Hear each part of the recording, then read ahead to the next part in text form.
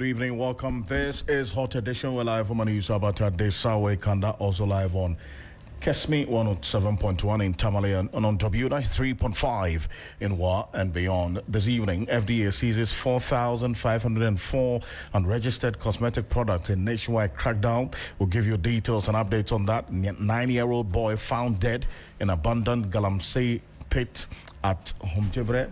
We'll give you details of this rather unfortunate development here on Hot Edition. Also, government to table a bill to replace 63-year-old rent control law by year end.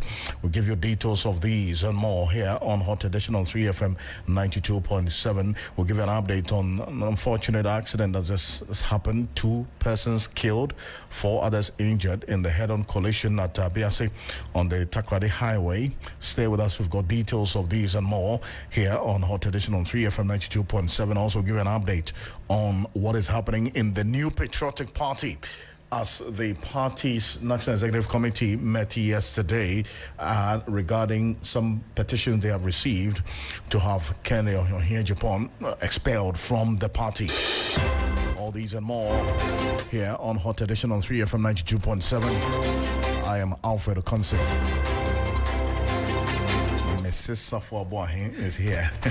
The summary of the news. Let's get into it, shall we? Right, and welcome to the news summary segment. To our first story, Director General of the National Road Safety Authority, NRSA, Abraham Amaleba, has called for stricter enforcement of road traffic laws and for road safety measures to be integrated into infrastructure projects from the planning stage to help reduce crashes in the northern region. Speaking during a stakeholder engagement in Tamale as part of his working visit to assess road safety challenges and strengthen collaboration among key institutions, Mr. Amaleba urged the Police, Motor Traffic and Transport Department (NTTD) to intensify enforcement of traffic laws. Our second story now, and the Ghana Tertiary Education Commission (GTEC) has cautioned prospective students, employers and the general public against enrolling in or accepting qualifications from 80 tertiary institutions that are not recognized by the Commission. In a statement issued on Thursday, June 25, GTEC said the institutions have not been granted official recognition due to various quality assurance concerns, making any certificate they award unreliable for academic and professional purposes. Away from that, the technical advisor to the Ministry of Energy and Green Transition, Dr. Yusuf Suleimana, has highlighted the benefits that refining crude oil locally will bring to Ghana. He makes the point that this would create jobs, add value to the product, and ultimately have Ghana's energy security. He was reacting to the salt curtain ceremony for Phase 2 of Central oil refinery projects by President John Dramani Mahama on Thursday, June 2. Away from that, the Ghana Health Service, GHS, says its attention has been drawn to a video circulating on social media purporting that the insecticide treated nets, ITNs, currently being distributed to primary school pupils contain chemical compounds that are harmful to human health. The GHS says these claims are false, misleading, and without any scientific or regulatory basis. The Ghana Health Service has therefore urged the public not to be alarmed. This is contained in a press release dated June 26. And to our last story now, the Director General of the Narcotics Control Commission, NACOC, has announced a series of major investments aimed at strengthening Ghana's fight against drug trafficking, including the acquisition of new drug detection scanners, expansion of operational commands, and plans for a detecting training school. Speaking at Edeba to mark the 2026 World Drug Day in Accra on Friday, June 26, the Director General of NACOC, Brigadier General Maxwell Ububa Mante, revealed that the government of Ghana had recently supplied NACOG with mobile drug detection scanners to enhance the Commission's operational capabilities. And this brings us to the end of our news summary segment, and over to you, Alfred. So far, thank you. Thank you so much. This one is on 3news.com. Make some time and visit 3news.com. This is Hot Edition. We're live on Kesmi 107.1 in Tamale and also on W 93.5 in Wa and beyond. As always, your thoughts and views, comments and opinions are welcome as we go into the issues here on Hot Edition on 3FM 92.7. We're monitoring a number of news items that we're receiving. Some updates of 2 people have died and 4 others have sustained injuries following a head-on collision between a tipper truck and a Nigerian passenger bus at Abiase on the Elubo Takrade Highway. The accident involved a sign-up truck with registration number GS3789-2024 and a Nigerian passenger bus bearing the registration number AAA449YYN from Lagos. Now, the Ghana National Fire Service said it received a distress call at about 11:53 a.m. and immediately dispatched a 5-member rescue team from the Elubo Fire Station. The crew arrived at the scene within 6 minutes and found 6 occupants trapped, 5 from the bus and 1 from the tipper truck. Now, 3 victims have already been rescued by bystanders before the firefighters arrived. The rescue team extricated the remaining casualties and transported 4 injured persons to the Elubo Government Hospital for treatment. So stay with us. We're going to get some details from the Ghana National Fire Service shortly, and when we're able to get through to Alex Kinate. But the AGYAPONG, a former New Patriotic Party flag-bearer aspirant, is currently facing disciplinary action from the New Patriotic Party. The former Asin Central Member of Parliament has been referred to the party's disciplinary committee over divisive and anti-party comments he is accused of making. The NPP's National Executive Committee yesterday agreed to expedite the disciplinary proceedings to the party so they can focus on rebuilding and repositioning itself after its misfortune at the 2024 polls. Yesterday's meeting convened members of the party's National Executive Committee to discuss a petition that is said to have been brought against the outspoken Member of Parliament, or the former Member of Parliament and member of the NPP.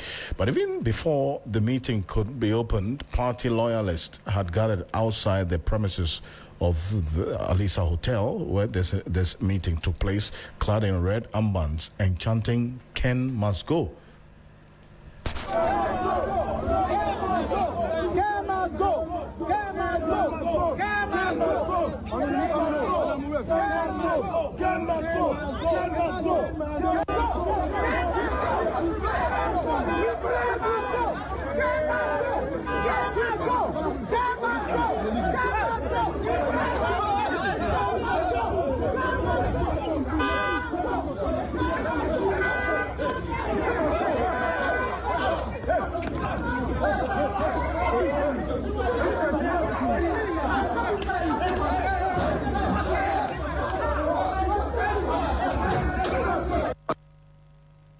Well, those are party members, NPP members there who were chanting "Ken must go," and this is in reference to Kennedy AGYAPONG.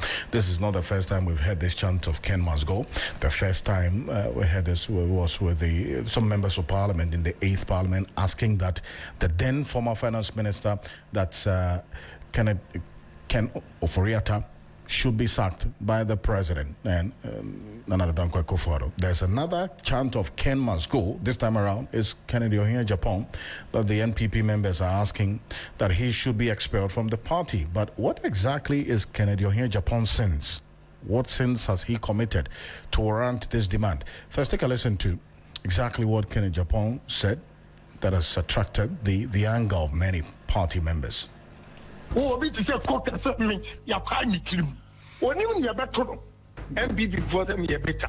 Now, almost you said, Niomo Yano, our campaign, they may they can't shut me down. Ghana for person Mutiania. Women say almost agenda 111, almost to be completely back. me uma pebisa mimi abronya enko gina platform senior campaign mimi attach ya enko gina platform senior campaign mimi address tapo enko gina platform senior campaign mimi chairman sa enko gina platform senior campaign mimi koka enko gina platform senior campaign June 2027 MPP for minimum action in Ghana, you will be surprised. I say I bring up our needs some poor Ghana. Minimum Opia Obatebi. Only a mess beans all over the place. I was the chairman for Defense and Interior. This hospital, NDC, it was started by President Kufuor. The locations and all those things, NDC came to start it. Whenever, when we came, I'm an MPP, but I have to tell you the truth. We're talking about Ghana and nobody. We didn't do anything. Read my lips. I'm telling you the gospel truth. I was the chairman for Defense and Interior. When we decided to go and inspect Afari, they stopped us. We didn't go. So I heard somebody talking 15 months. Has Afari Hospital been there for 15 months? We were there for 8 years. You didn't do it. Don't blink your eye. You see, we are not doing politics. I'm speaking the truth. This is Ghana. Stop that. Oh, that's Kennedy AGYAPONG then. This is the statement, and together with others, that has incurred the wrath of some members of the NPP who are asking that the party's National Executive Committee should expel him from the party for what they have described as anti-party behavior. Well, there was a meeting yesterday, the National Executive Committee meeting. They've set up a committee, giving the committee 2 weeks to come out with a decision on whether or not AGYAPONG should be expelled from the party. These comments, as I played earlier, attracted a criticism from a section of the party members who stormed the National Executive Committee meeting yesterday. Take a listen to them.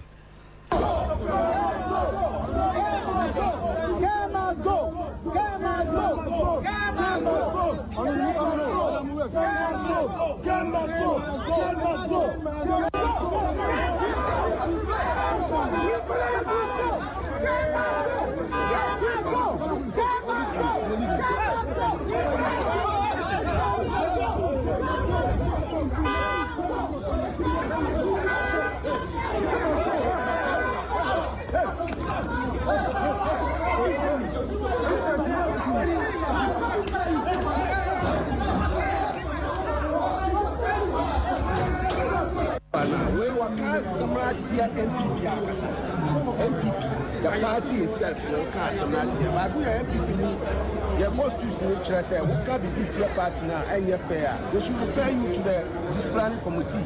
It's in a name, say, we are want the justice to be served.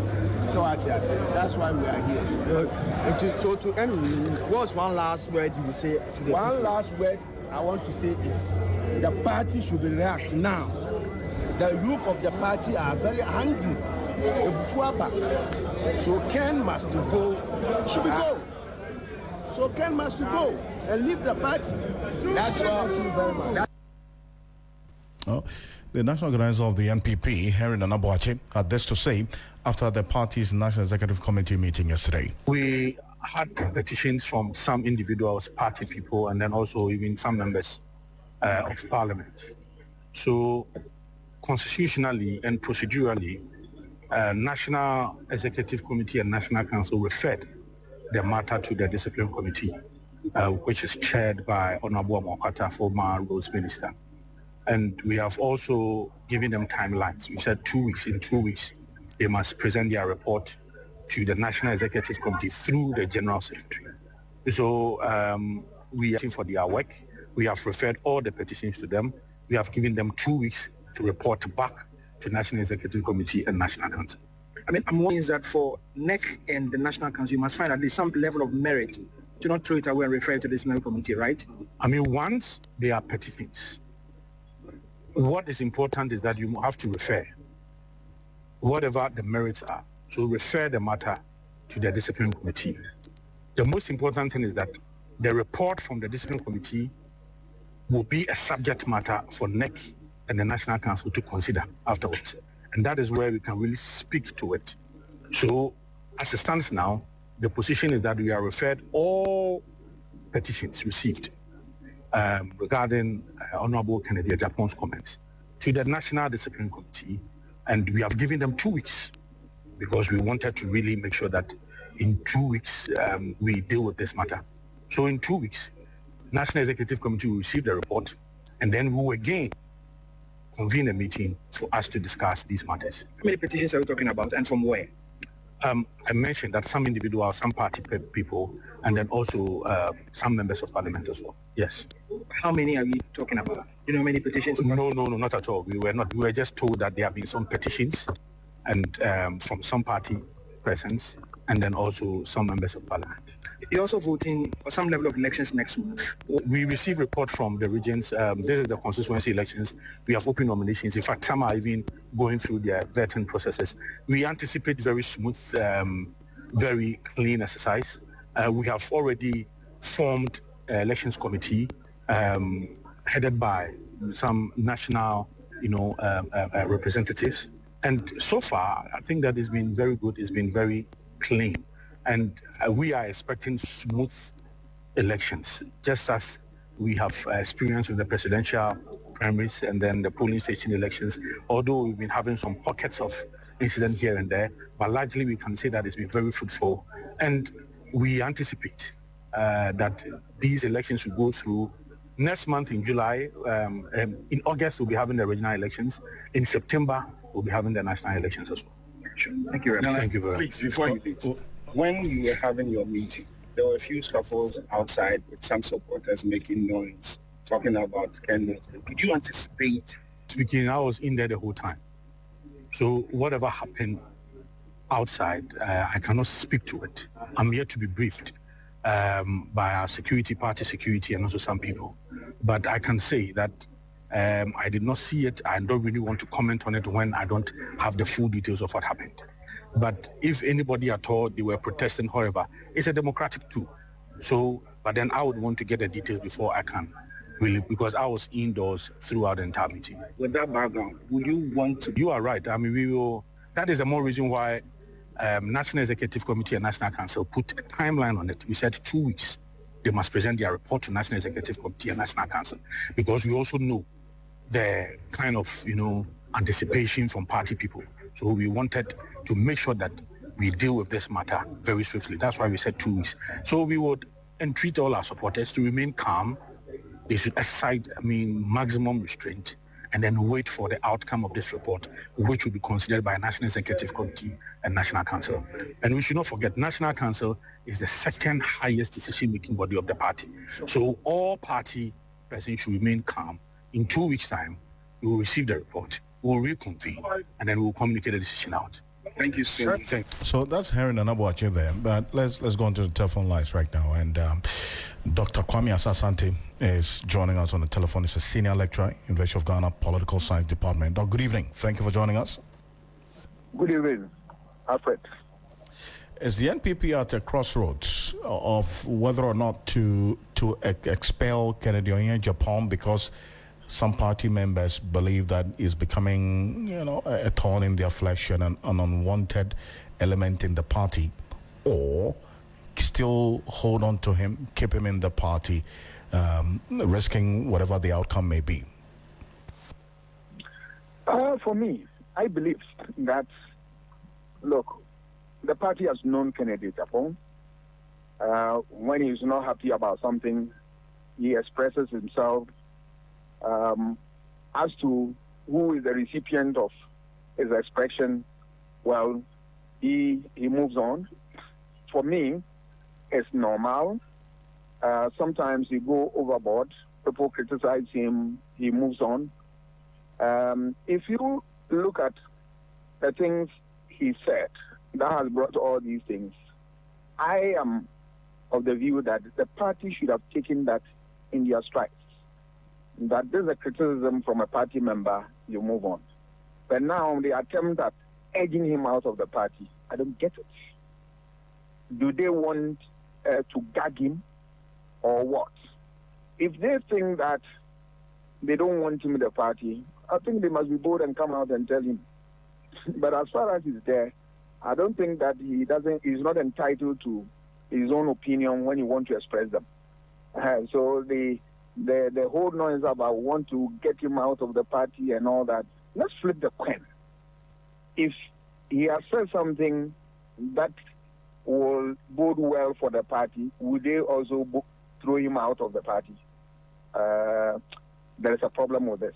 I believe that they must have a big stomach to stomach dissenting views, criticisms. I want to bring it to their attention, which they know, that they are the oils that grease the wheels of governance, without which it grinds to a halt.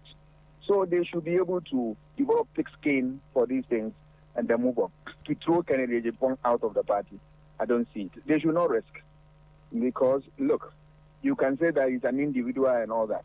But if you look at what happened in the last election, I have no doubt in my mind that Alan's exit also caused them a whole lot. So I'm not sure they want to compound the situation.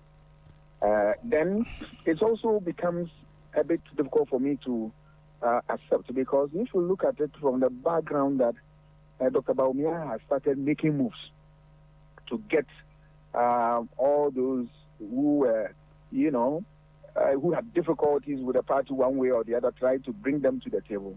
Why are they ready now to throw him out? Are they undermining the effort of Dr. Bawumia or what? I don't get it. No, but there's a point you made, very important, that the party knows him and how he goes about his criticism. There's also the flip side of that particular argument, that those who also say, to the extent that they know him, he has always come up publicly to criticize the party about issues that the party thinks that he should have used internal, avenues or channels to address. Wouldn't it rather be okay to, as it were, for lack of a better expression, whip him in line to get him to use the party channels to address the issues or concerns that he's not happy about, instead of consistently coming out public? Can the party do this? Can the party get Kennedy AGYAPONG to be aligned in using internal party structures without necessarily appearing like they are gagging him or trying to part ways with him? Kennedy AGYAPONG is a human being like you and I, and he is reasonable. So I'm sure if the party is minded and they want to really make sure that every member counts, you could have a conversation with him and all that. Remember, Dr. Bawumia started moving into homes of some of the members. Last time I saw something on the social media that he went to visit Dr. Tarzan, and co. Is it difficult for the party to move to, the leadership to move to Ken? Whatever difference, let's deal with that and all this. But you see, some of these things, we should not lose sight of the fact that the last election that they did, the internal election that produced a FLAGBEARER, it was too toxic for my liking. Remember, they put up a shambolic committee with the view that, is going to sanction those who will cross the line and all that. That committee never did anything meaningful. So people attack people here and there, and you saw that when Kennedy AGYAPONG was a subject of attack in some of the things. But he did not respond. That time, were they happy that he didn't respond? So if he responds to some of the things today, doesn't warrant does it give them the opportunity to throw him out of the party? If that is how they want to organize party, then they are going to find this difficulty, because the slightest thing anybody does, they want to throw that person out of the party. So who are they going to use to govern or to govern the party or run the affairs of the party? Which other human being? Because anytime people will criticize, and when they criticize, is it the grounds for those people to be thrown out? I think they must look at that decision again. Appreciate your time. Thank you so much, Dr. Kwame Asah-Asante. Thank you for joining us here on Hot Edition. Appreciate you. Most welcome. Dr. Kwame Asah-Asante is a senior lecturer at the University of Ghana Political Science Department. So live here on Hot Edition on 3FM 92.7. We're also on KESME 107.1 in Tamale and beyond, and also on W 93.5 in Wa and beyond. And let's get into some detail of exactly how things have been playing out regarding the New Patriotic Party. Wisdom Safo is with our research department here at 3FM 92.7. Wisdom, what do we know? So, Alfred, when you are talking about the New Patriotic Party, unity becomes very paramount, especially at this stage. And something like this could cause a very big damage for the party. And I was tracking back and I was looking at past instances where people were breaking away, either being sacked or they left the party. And I realized that even if you look at the constituency level, the regional level, the national picture, though in statistics we say something that correlation is not causality. So far as there's a correlation or relationship between something, yes, it doesn't mean it is that thing that caused it. True. But there is a trend, and the trend is simple. If the people break away, they also cut some parts of votes or some parts of popularity away from the New Patriotic Party. You can mention Joe Osei Owusu, that's Joe Wise. In 2008 in Bekwai, right? He defeated the official NPP candidate. He pulled about 34,700 votes, while the NPP candidate Ignatius Kofi Poku Eduse got some 8,560 votes. He at first he lost the primaries, and he went as what independent candidate, and he defeated Ignatius. We trickle down. We come to Fomena. We remember Andrew Amakwesiaman. He's the second deputy speaker of parliament. Now. Yes. You remember in 2020 when we were having a hanged parliament, but Esiama initially had contested the primaries. He lost. He went as independent, and he won.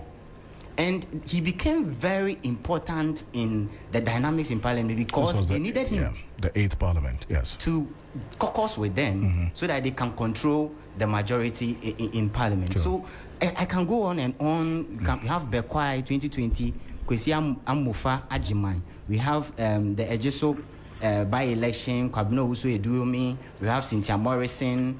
But for the national picture, the major example is Alan Kwejo Chemantin and the Movement for Change. Absolutely. Great stuff. If you look at the 2024 election, he garnered 32,457 votes. That represents about 0.28%. That was that significant enough to have changed the tide for Dr. Mahmoud Bawumia? Obviously not. That's not significant. So, but you see, if you are making the case, we shouldn't just look at the figure or the nominal figures and say, okay, 0.2% is not significant. Are we talking about the internal rifts and the voter apathy that it causes within the party?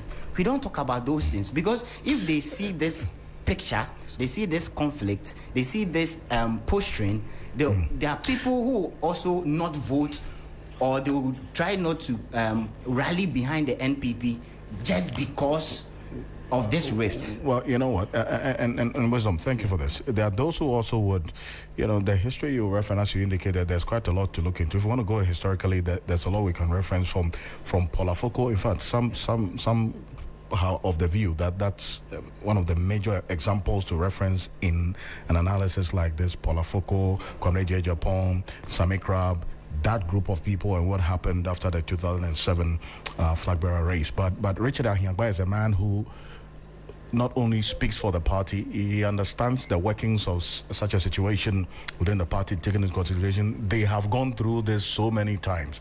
He's joining us on the telephone. He's Director of Communications for the NPP. Ahiagba, good evening. Good evening, Alfred. Now, thank you for joining us. You are again at this point as a party, a position that is not new to you, where you have a party member, that a group of other members of the party are not happy about. You've been petitioned to have him removed. You have been at this point at the party quite a number of times in the past, or if we're looking at the history of the party. Now, there's a 2-week limit or time limit that has been given to a committee to look into whether or not to expel Kennedy AGYAPONG from the NPP. You listen to Dr. Kwame Asah-Asante. He says, look, you can accommodate him. I mean, he hasn't gotten to a point where you should be thinking about expelling him, because you know the persona of Kennedy AGYAPONG. So why is it an issue now? Thank you very much. Dr. Asante is my boss, but I don't know if he's still on the line. Yes, he is, and he's listening. He's on the line. So I would like to know from Doc at what point he thinks will be okay to expel him. Okay, he should set the threshold for me, so we can learn from that. But the question is not even about that. But I just said that for purposes of what he had said. But the referral to disciplinary committee is not automatic that they would come back with a recommendation that expel him from the party. There's a spectrum of actions that they can recommend based on the interaction, based on how he would address the concerns that have been made against him, or the claims that have made in the petitions for the action for him to be disciplined. So on the basis of that, the committee would make a recommendation which may or may not include expulsion from the party. So I want us to have a conversation broadly, not focused on what recommendation the committee would bring. Okay, so so let's not have that conversation necessarily. The conversation should be focused around, just the processes within the party and whether or not it is democratic to refer him to disciplinary committee. And that's, for me, the matter that we ought to discuss. You see, Alfred, you will agree that every organization have rules, and that rules ought to apply to all members equally if you want to achieve internal cohesion. And if you begin to make some people above the rules that exist for internal cohesion and make some people subject to it and discriminate, you're going to have chaos. And so what has happened is members of the party getting to a point and seeing that the engagement or the utterance of our senior brother, Honorable Ken AGYAPONG, crosses a certain Rubicon for them, and therefore they have brought petition for the party to activate the internal disciplinary procedures to see if there is anything in there that could be deemed anti-party behavior. Our constitution is clear that my conduct, I don't know if you are MPP, but your conduct, and all of us, our conduct in the party must comport in a certain way, and the sum total of our actions must be to promote and defend the good name of the party. And so people have examined what he has said, and that's Article 3 of our Constitution, specifically 4(1)(a). If people have analyzed and have examined what he has said in line with that, and let me also say here for emphasis that I haven't seen the petition, but I'm inclined to think that this is the barometer that people are looking at, and therefore making a petition for this disciplinary committee to look at. So ultimately, it's a democratic process. It's a party that must ensure discipline. And so what is being done is not singling out Honorable Kennedy AGYAPONG, but it is the party's rule, it's a party's constitution that is being invoked by members for redress where necessary by the disciplinary committee, which is a standing committee of our National Council. So for me, the issues are clear. I've heard some other commentary. People are saying, it amounts to gagging people, and Prof now is saying that, we should wait. He hasn't reached a certain point. I'm not sure what exactly they're saying. If Dr. Asante was running MPP, will it appreciate a certain conduct that will create chaos, and then sit and watch and say, look, let it get to a point where it almost is breaking before I'll take action?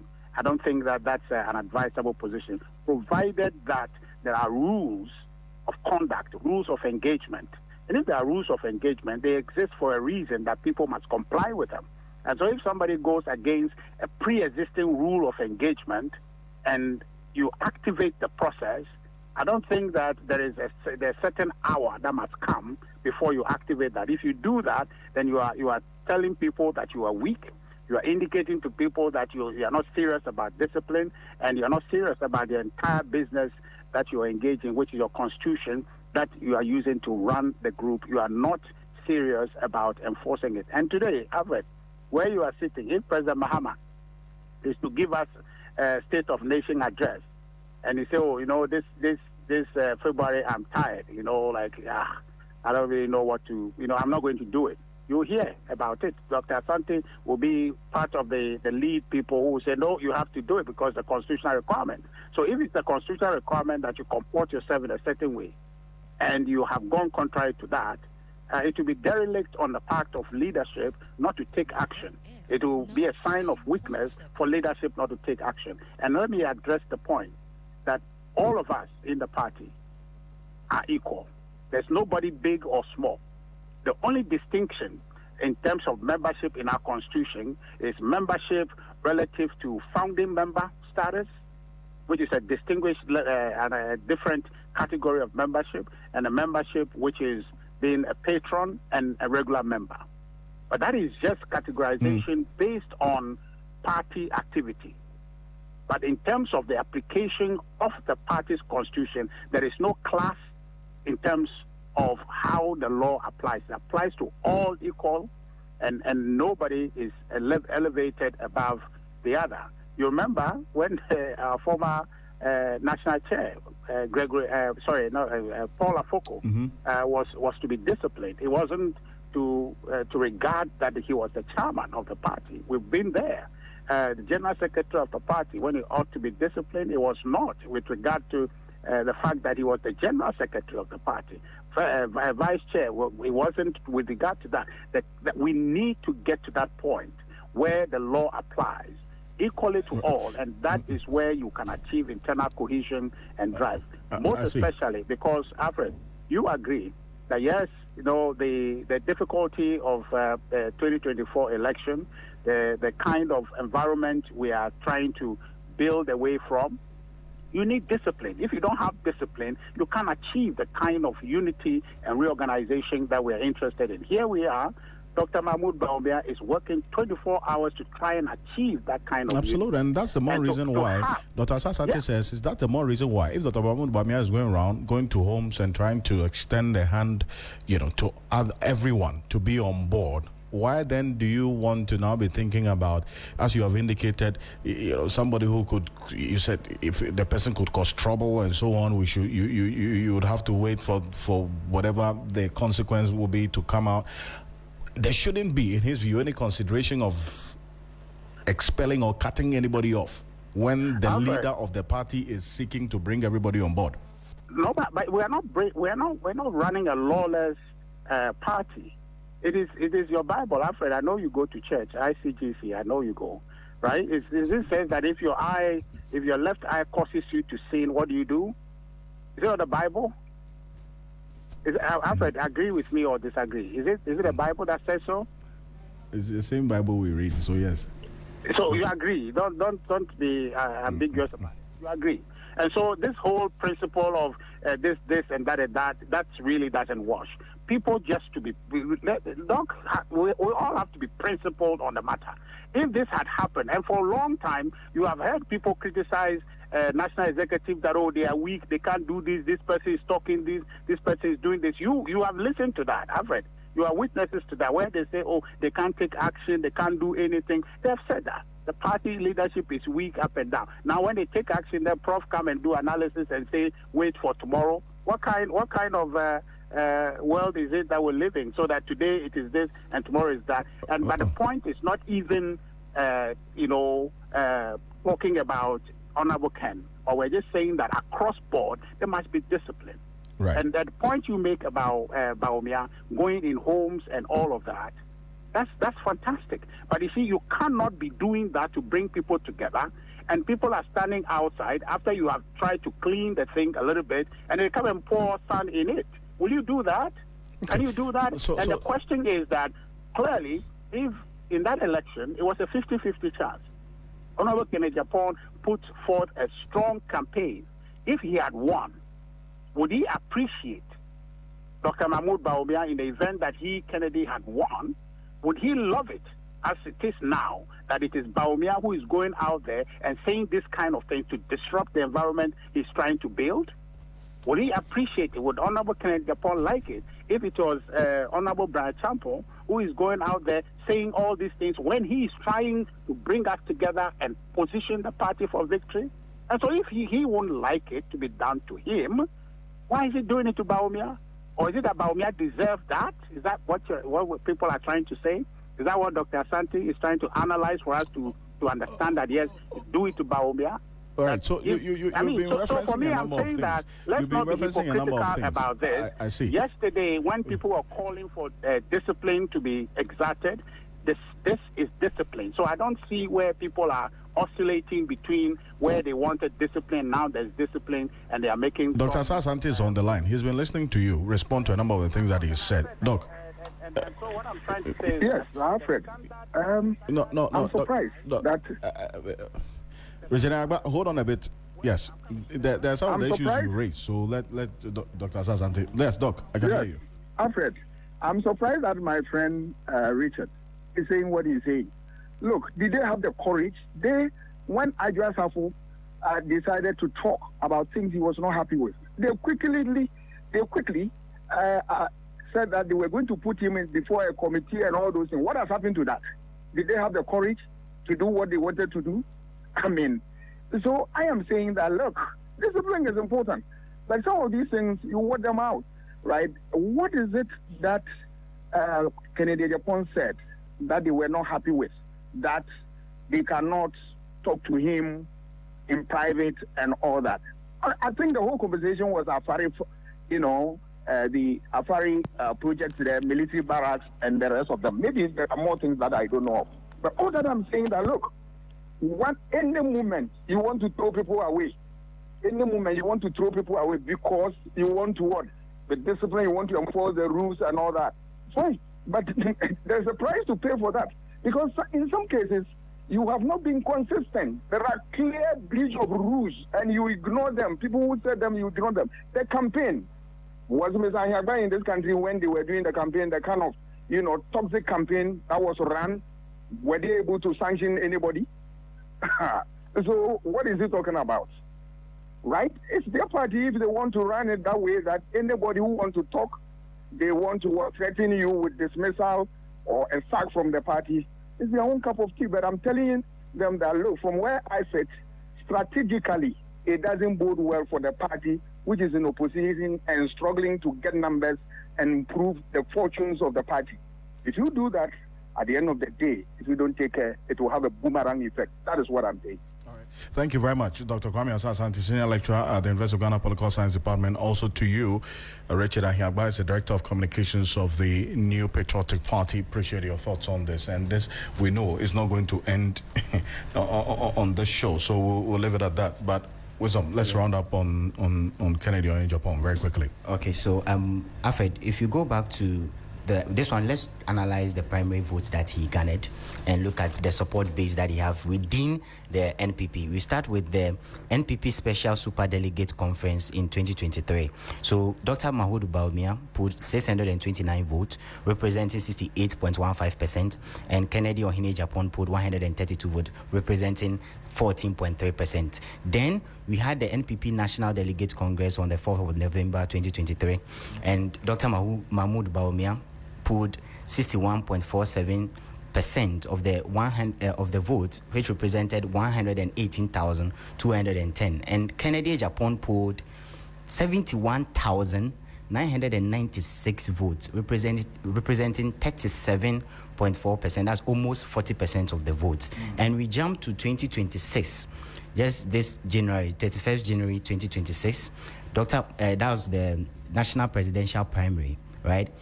Dr. Mahmoud Bawumia polled 110,643 votes, representing 56.48%, and Kennedy Japon polled 46,554 votes, representing 23.76%. So in summary, and even if you break down, you realize that he won Asin Central. And absolutely, there's a lot really to get into with this one. He has a lot of influence, and almost he controls about 24% of the NPP base. So anything might trigger any disruption in NPP's popularity. We'll see how the coming days will look like on this. 2 weeks is what the committee that has been set up to look into this has. Wisdom Safo is with our research team. Wisdom, thank you. Away from that, Mohammed Muntaka Mubarak, that's the Minister of Interior, saying that government is considering introducing an executive order that would make drug testing a mandatory requirement for employment in both the public and private sector.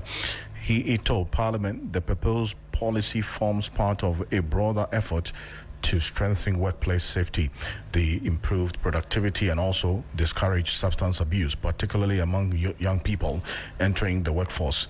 A move that could have far-reaching implications for job seekers. Mohammed Muntaka Mubarak listed other measures like establishing national rehab centers in every region to meet the needs of persons suffering from substance abuse. Mr. Speaker, effective drug control is not solely a law enforcement matter. It demands a whole of government and a whole of society approach that integrates enforcement with prevention, treatment, and rehabilitation. I call on this House to support government in considering the following priorities: oversight very effectively the budgetary allocation to NACOP to close critical capacity gaps in intelligence, interception, and forensic analysis. Strengthen the regulatory framework for precursors, chemicals, and pharmaceutical supply chain to curb the diversion of substances like tramadol.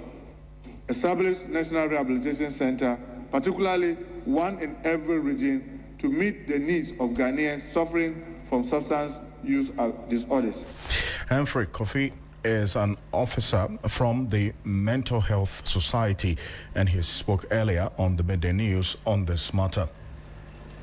The youth, especially because they will form the strongest labor force in future. So in their lives, their productive lives are being destroyed by the use of drugs at this time. I can imagine that in the near future we will not have a very strong and productive force.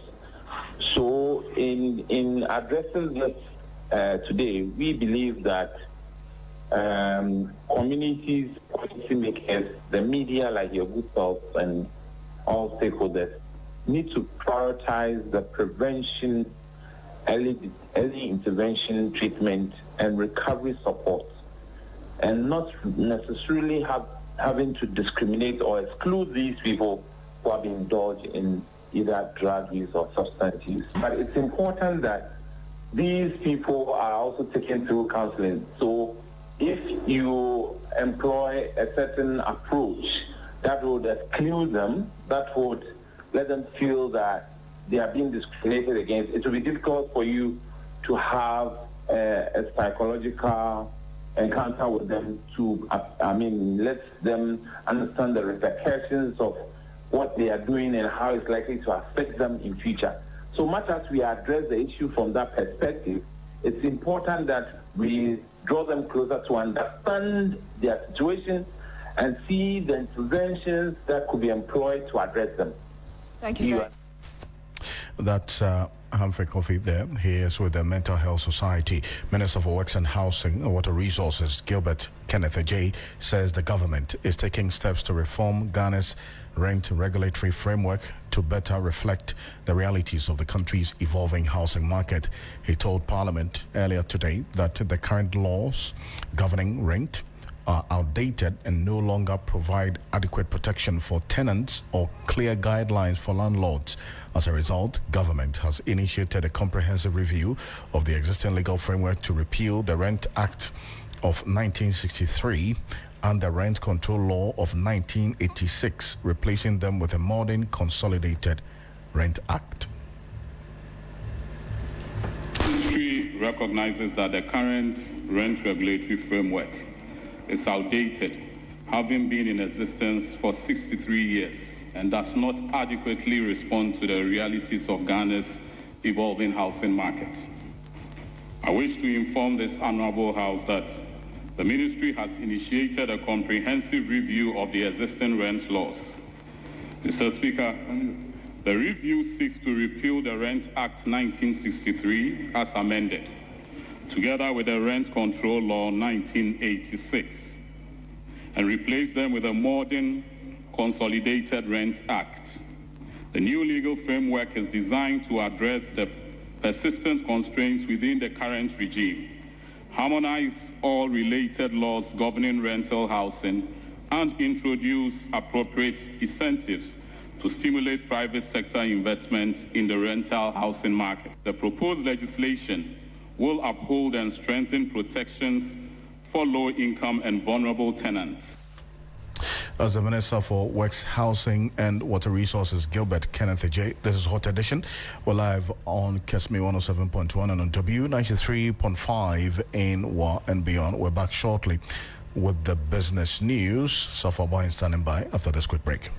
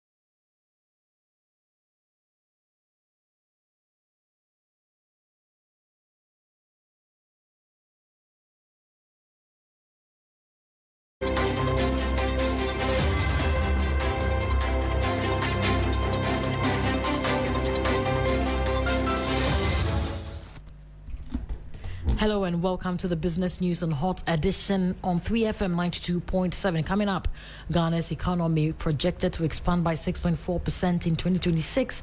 Our strong first quarter growth raises expectations for upward revision of government's targets. I'm Safwa Boyne. Details of these and many more coming up shortly. Please do stay. Let's begin with our first story now, where leading investment research firm IC Insight is projecting Ghana's economy to grow by 6.4% in 2026, significantly above the government's current target of 4.8%. The firm says stronger than expected first quarter economic performance, easing inflation, improving consumer spending, and resilient services sector growth are likely to prompt the government to revise its growth forecast during the mid-year budget review next month.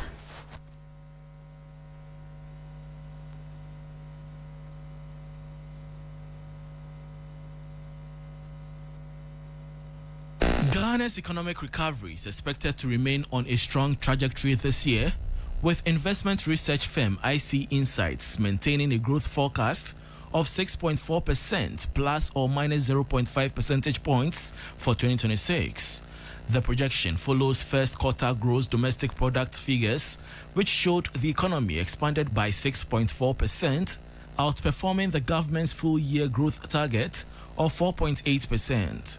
According to IC Insights, the stronger performance reflects broad-based economic momentum driven largely by higher consumer spending, lower inflation, and sustained expansion in the services sector. The report highlights robust growth in wholesale and retail trade, information and communications technology, and transport services as key contributors to the improved economic outlook. It says the sharp decline in inflation to 3.2% in March this year, from over 22% a year earlier, has boosted household consumption and business activity. While agriculture slowed due to weaker cocoa and fishing output, IC Insights believes the sector will recover later in the year, supported by government's planned $1 billion cedi-denominated domestic bond to finance cocoa purchases. The firm also expects the government to raise its official economic growth target during the mid-year budget review in July, reflecting the stronger than anticipated performance of the economy. And that was a report on IC Insights projecting Ghana's economy to expand by 6.4% in 2026 as strong first quarter growth raises expectations for upward revision of government's target. Moving away from that, Ghana's benchmark interest rate has fallen sharply from its crisis era highs, but businesses are still paying some of the most expensive borrowing costs in Africa. The newly sworn in president of the Chartered Institute of Bankers, Ghana, says recent declines in interest rates are encouraging and expects conditions to improve further in the months ahead. My colleague Michael Obodu has the rest of the story. Interest rates in Ghana soared above 30% during the country's economic crisis, pushing up borrowing costs for businesses and households. Since then, conditions have improved considerably. The Bank of Ghana's policy rate currently stands at 14%, while the yield on the 91-day Treasury bill has dropped to just about 5%. Despite the easing in benchmark rates, lending costs remain elevated, with many businesses continuing to struggle to access affordable credit. Speaking at the institution's annual general meeting and elections, the newly elected president, Dr. Ellen Ohene Afakwa, said there are growing signs that the interest rate environment will continue to improve. I must say that Ghana is really moved, we've really come very far. Interest rates were as high as 36%, okay, at least for the 91-day T-bills. Today, it's just around 5%. So that should tell you the magnitude as to how much we've progressed as a country.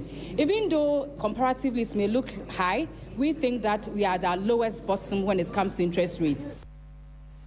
And that will be all for the business news on Hot Edition 3FM 92.7. For more business stories, please check out our website, 3news.com. I am Safa Bohina. Hand over to Alfredo Kanse to take over. Safa, thank you so much. And Mutala is here. He's all geared up for tonight. There's a commentary for tonight? Yeah, commentary tonight. Senegal are playing against Iraq.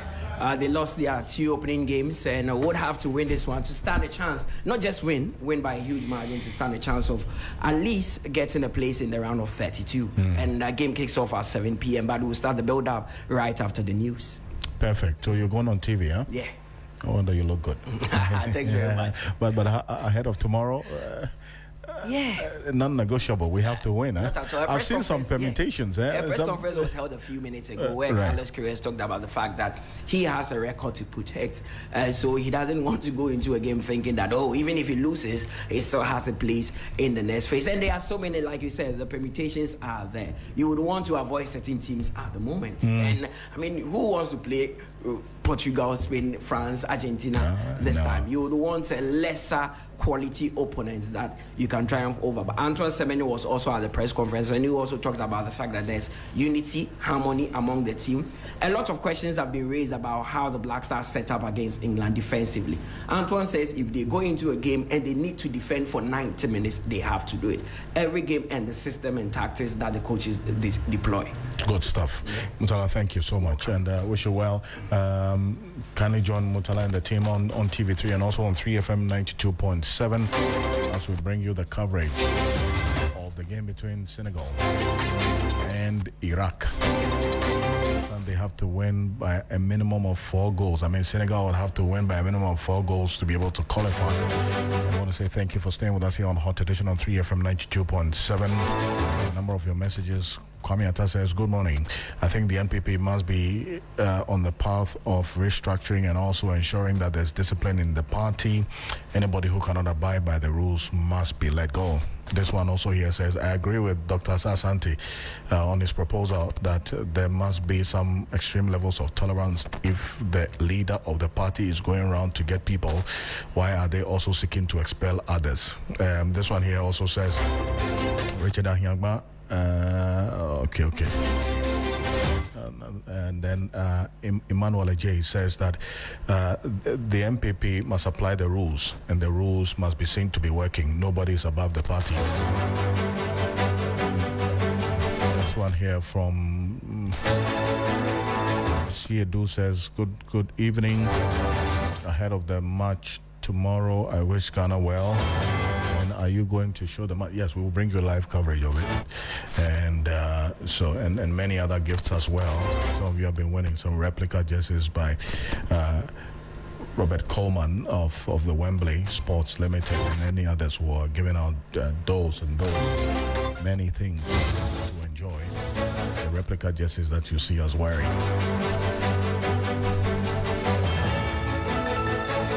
On behalf of the rest of the team, thank you for staying with us here on Hot Edition on 3FM 92.7. Richard Bright Addo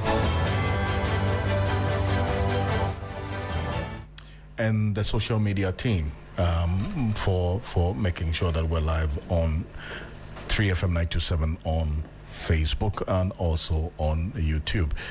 Rosalind and then also Tofik. I want to say thank you. My name is Alfred Akonse. Have a good one and stay tuned in. The drive continues.